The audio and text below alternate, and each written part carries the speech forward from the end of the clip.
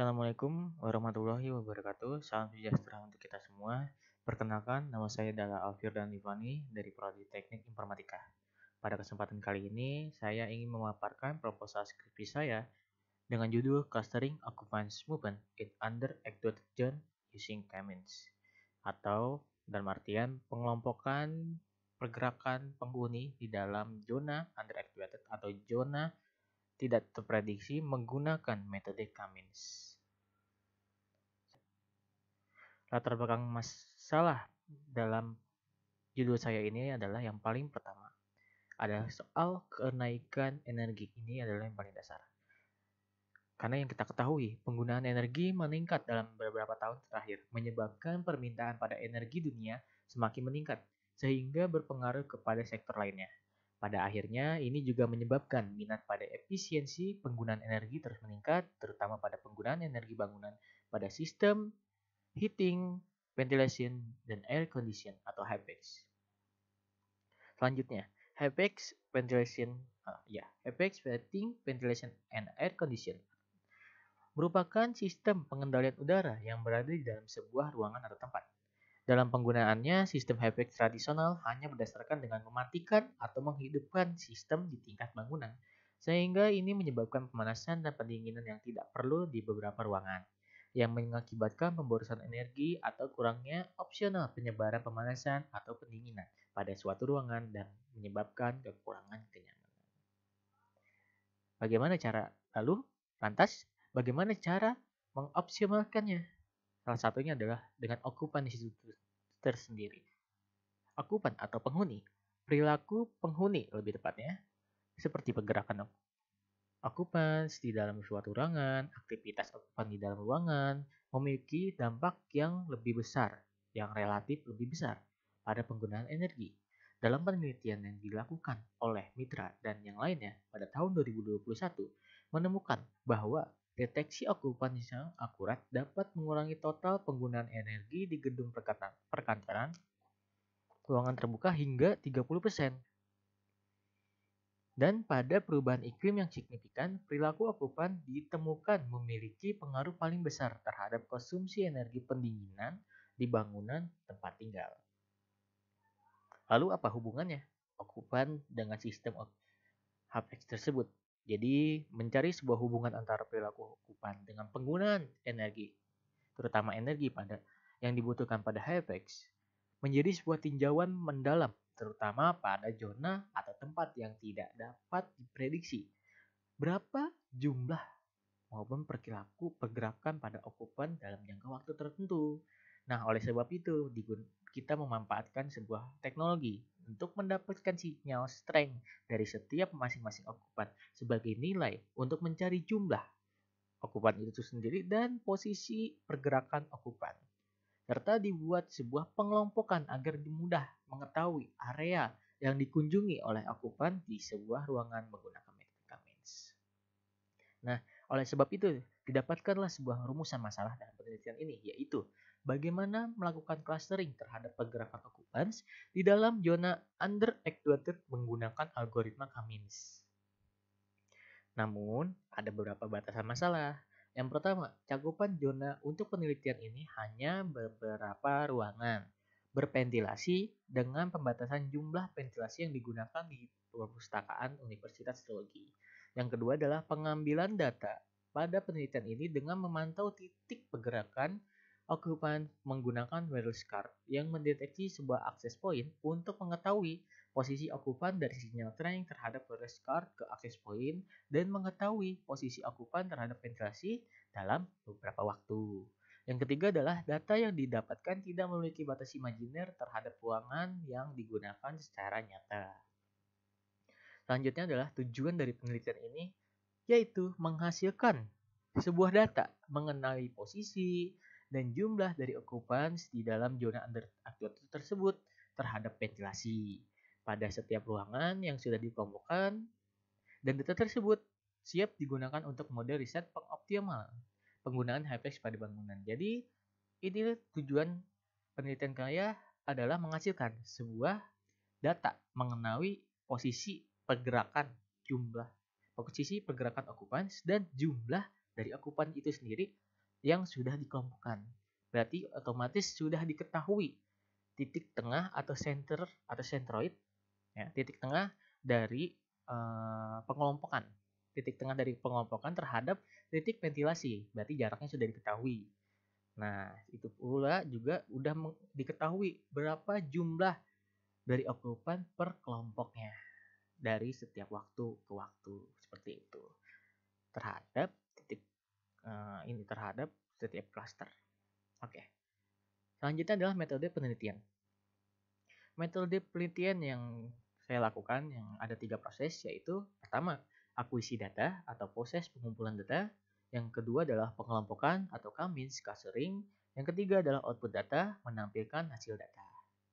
Ya, yang pertama adalah akuisisi data, pengambilan data. Sistem akuisisi data dalam penelitian ini didapatkan dari perangkat dengan menggunakan sensor jaringan Wi-Fi atau wireless adapter, menangkap nilai dari kekuatan sinyal pada setiap akses point di pusat Wi-Fi atau router untuk mendapatkan data yang terdiri dari 3 objek, yaitu signal strength dengan satuan dBm-nya terhadap setiap akses point.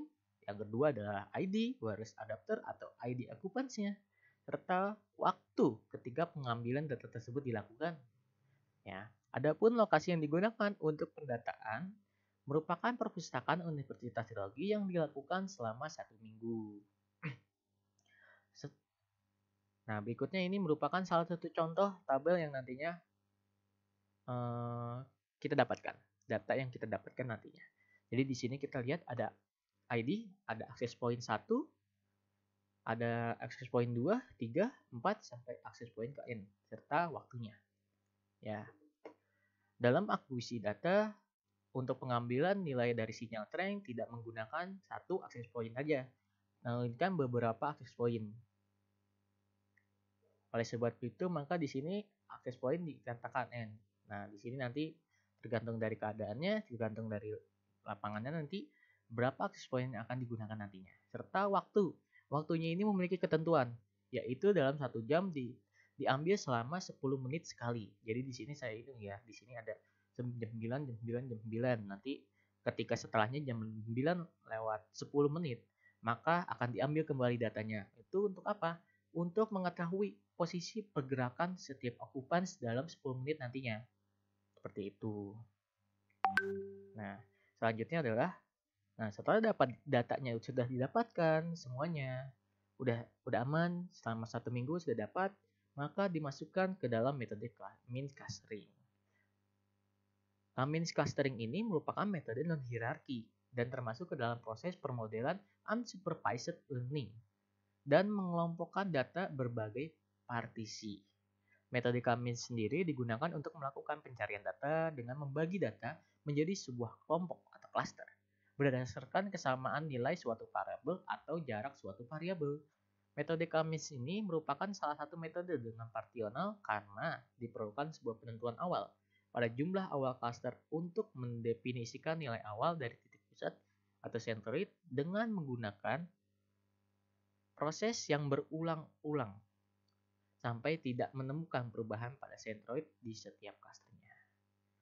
Jadi kalau saya penjelasan sedikit, Cummins ini merupakan metode yang butuh inputan awal berapa jumlah cluster yang ingin dibentuk, ya. Karena itu akan berpengaruh dengan partisinya, setiap partisinya. Saya kasih gambaran sedikit. Nah, ini ada perbedaan antara hierarchical clustering dan partional clustering. Jadi untuk partional clustering itu dibaginya berdasarkan partisi. Nah, di sini kita bisa lihat partisi-partisinya ya, 1, 2, dan 3. Dan sementara untuk hierarchical clustering itu masih dalam satu lingkaran yang sama, namun di bawahnya bisa seperti dibagi lagi. Ke dalamnya pun dibagi lagi. Misalnya ini pertama ada satu kelompok, di dalamnya dibagi lagi ke dalam 2 kelompok. Lalu ada salah satunya dibagi lagi ke dalam 2 kelompok, jadi berakar terus-menerus. Nah, itu namanya hierarchical clustering. Sementara untuk Cummins itu benar-benar hanya satu partisi per partisi. Jadi hanya satu saja, seperti ini. Lanjut, untuk tahapan metode Cummins itu sendiri, yang seperti saya bilang, yang pertama, menentukan jumlah cluster K yang ingin dibentuk.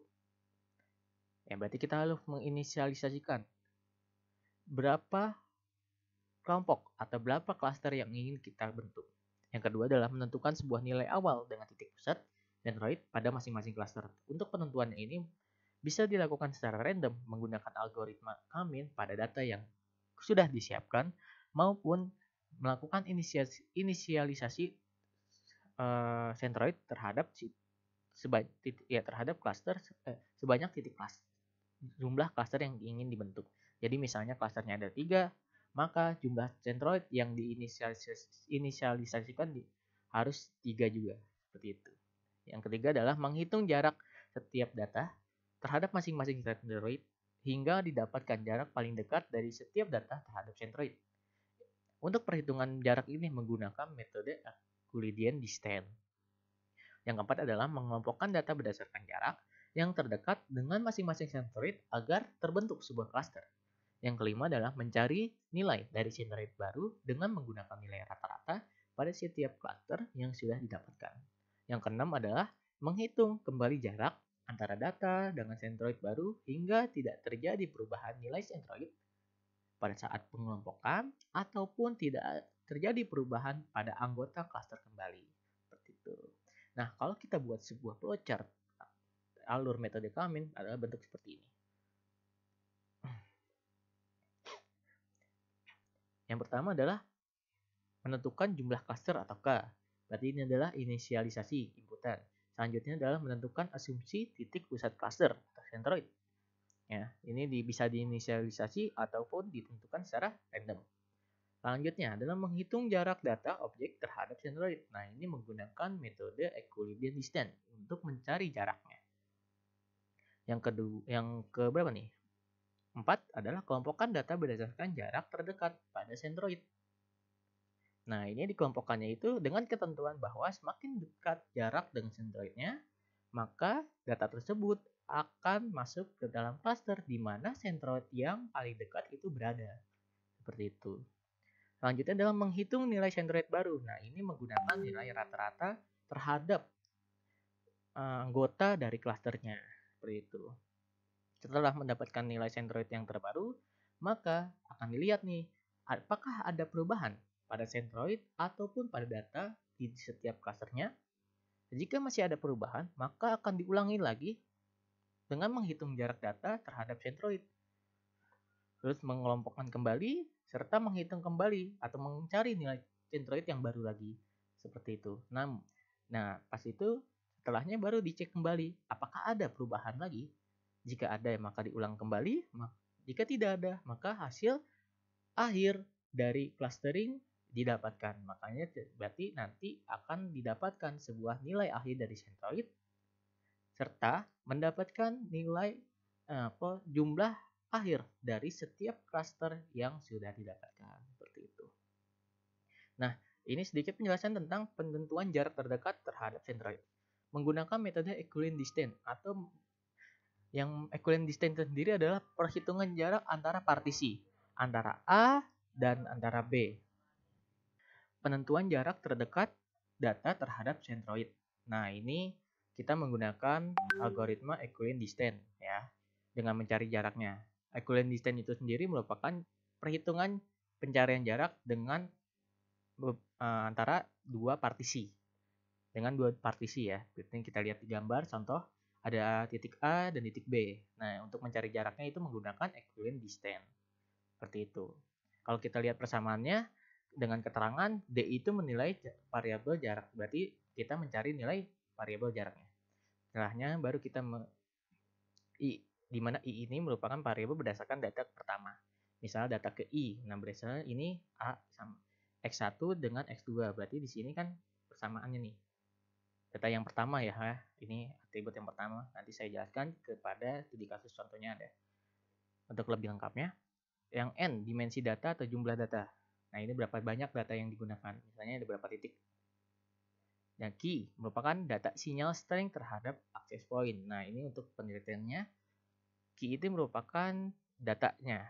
Untuk P-nya ini merupakan centroidnya. Anggap ini A ini merupakan sebuah data. B ini merupakan sebuah centroid. Maka perhitungannya adalah kita hitung per atributnya. Misalnya A dengan kita mencari jaraknya nih. Berarti X1-nya berapa, dikurang X1-nya B berapa, seperti itu, per atribut. Nah, untuk lebih jelasnya nanti ada di studi kasus. Selanjutnya adalah menentukan nilai sentroid terbaru. Persamaan nilai sentroid baru dengan mencari nilai rata-rata. Kita lihat dari sini, C itu merupakan variabel sentroid baru.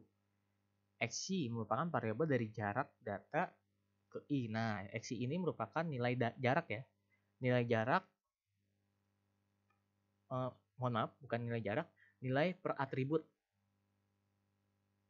Ya, nilai per atribut dari klasternya ini. Yang N itu adalah jumlah data pada klaster. Ya, jumlahnya berapa? Habis itu I merupakan nilai variabel berdasarkan data ke berapa. Seperti itu. Misalnya dalam satu klaster ada 3 data. Berarti ada 3 nanti per atribut dihitungnya. Nah, untuk lebih jelasnya ada di studi kasus. Selanjutnya kita masuk ke contoh kasus. Saya nggak usah banyak menjelaskan. Jadi di sini ada ketentuan, saya mempunyai data, ada 10 data, 1 sampai 10. Dengan ketentuan klasternya ada 3 yang ingin dibentuk dengan sentroid yang sudah saya inisialisasikan. Selanjutnya adalah mencari jarak data terhadap sentroid. Berarti proses pertama dan proses kedua sudah ya. Udah menentukan berapa klaster yang ingin dibentuk serta mencari atau menginisialisasikan sentroidnya. Selanjutnya adalah mencari jarak menggunakan equivalent distance. Nah, ini versi panjangnya ya. Ini bisa lebih jelas kita lihat. Ini DQP itu antara data dengan sentroid. Nah, misalnya ya di sini kita lihat aja langsung Q1, berarti Q1 P1. Nah, berarti per atribut ya. Per atribut 1, atribut 2 sampai atribut ke N. Kalau kita lihat di dalam contohnya di sini ya, kita lihat datanya dulu. Untuk AP1, AP2, AP3, AP4 berarti ada 4 atribut. Nah, dihitungnya per atribut. Misal AP1 minus 62 dikurang minus 67. Nah, di sini ya. Nah, ini data 1, mencari data 1, mencari jarak dari data 1 ke sentroid yang pertama. Nah, berarti di sini adalah tadi yang saya bilang atribut AP1, berarti di sini ya. Anggap aja ini AP1, ini AP2, AP3, AP4. Jadi dihitungnya per atribut. Begitu pula untuk yang perhitungan jarak sentroid kedua. Dihitungnya dari data yang pertama pula. Gitu. Jadi dihitung dari data yang pertama untuk mencari jarak terhadap sentroid kedua. Jadi semua data itu dihitung kembali untuk mencari jarak antara setiap sentroid. Ya, setelah dihitung, maka didapatkanlah hasilnya. Nih, jarak antara data dengan sentroid pertama, jarak antara data dengan sentroid kedua, jarak antara data dengan sentroid ketiga. Ini.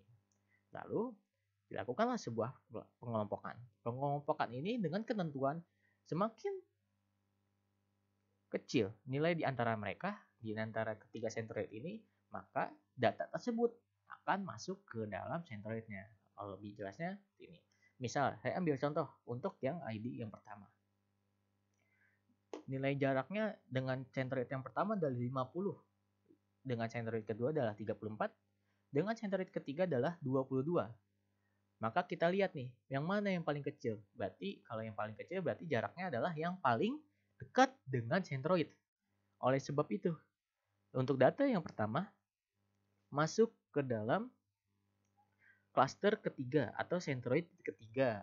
Seperti itu. Begitu pula untuk data yang kedua, ketiga sampai ke 10. Kita melakukan sebuah clustering, maka didapatkanlah nilai seperti ini. Di cluster 3 ada berapa? 1 2 3 4 5 6. Ada 6 data. Untuk di cluster kedua ada 1 2 3, ada 3 data. Untuk yang di cluster pertama hanya ada 1 data. Seperti itu. Kita lihat berdasarkan nilai yang terkecil di setiap sentroidnya. Saya ulangi lagi, berarti nilai yang paling terkecil atau itu berarti nilai yang paling terdekat terhadap titik sentroid.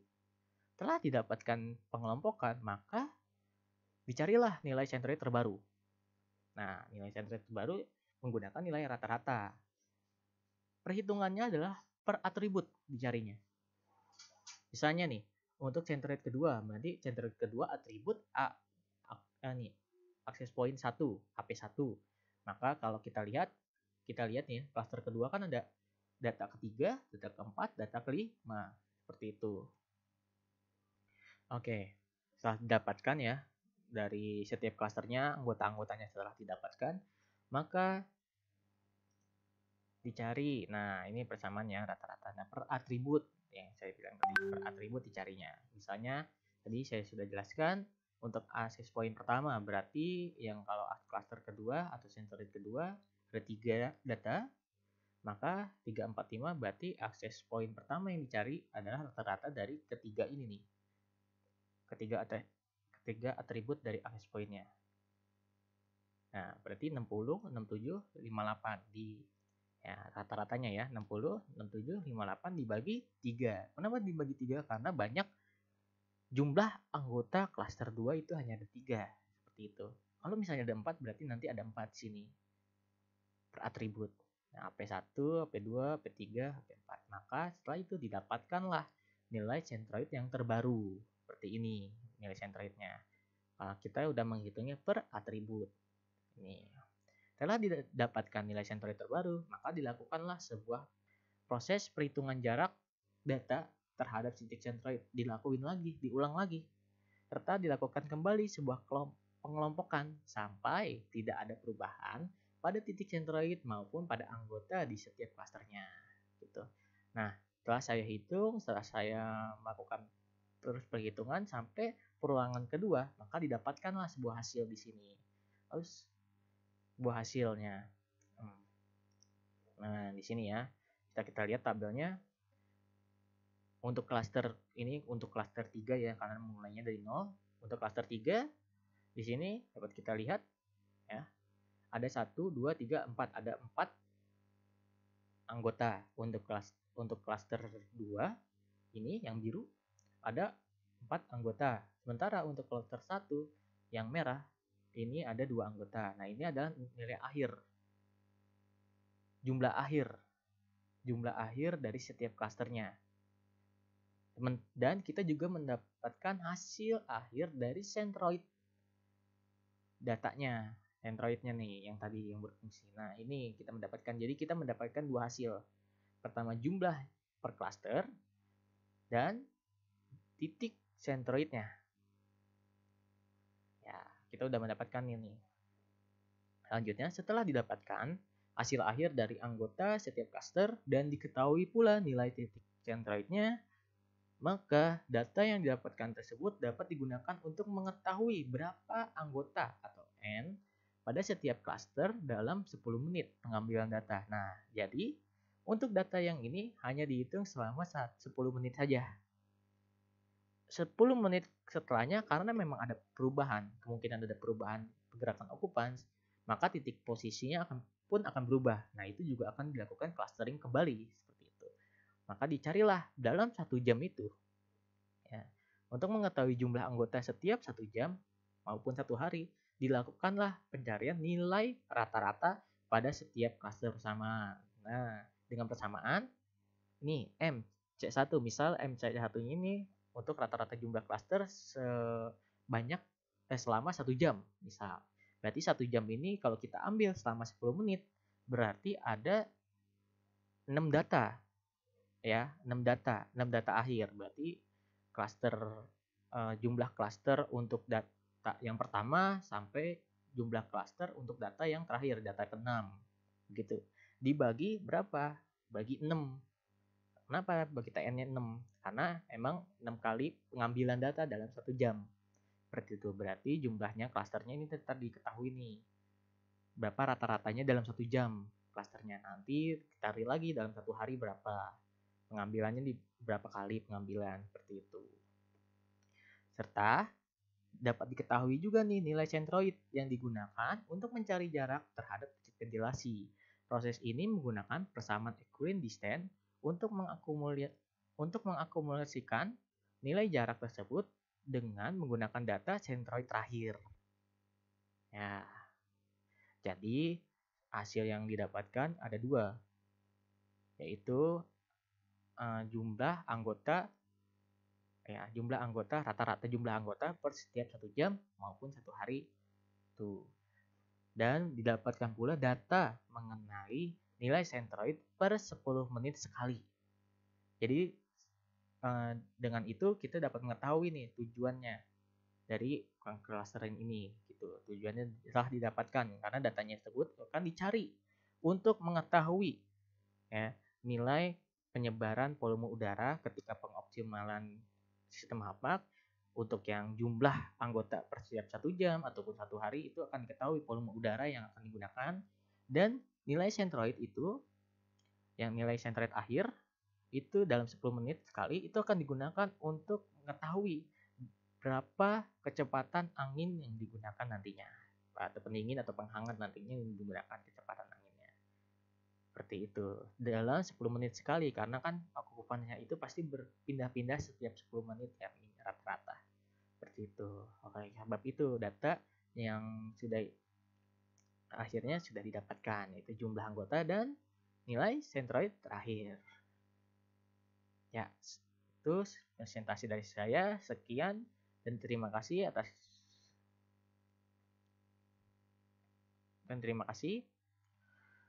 Assalamualaikum warahmatullahi wabarakatuh.